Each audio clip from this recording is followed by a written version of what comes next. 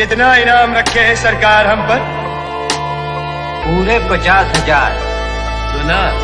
जी नमस्कार। देख रहे हैं आप ये वीडियो। इसमें जो है बहुत सारे लोग जंगल के बीच से होकर जा रहे हैं और बहुत सारे लोग बीच में जो है इसमें एक शेर है जिस शेर का नाम है खेसारी लाल यादव। जी हाँ, और आपके जानकारी के लिए भाई आपका कहना चाहता है कि ये जो वीडियो आप देख रहे हैं ये कोई आम वीडियो नहीं है। जी बिल्कुल, क्योंकि दबंग स्टार खेसारी लाल यादव के साथ में जो एक और इंसान है जो कपार पर बांधे हुए क्या लाल गमछा, जी हाँ, और जो पहने हुए हैं चश्मा, इस इंसान का नाम है पराग पाटिल। ठीक है, और इन लोग जो है भोजपुरी का आज तक का सबसे बेहतरीन सिनेमा जो है शूट कर रहे हैं जिस सिनेमा का नाम है बोल राधा बोल। जी, तो क्या आप ये सिनेमा देखने के लिए एक्साइटेड हैं? कमेंट सेक्शन में कमेंट करके बताइए।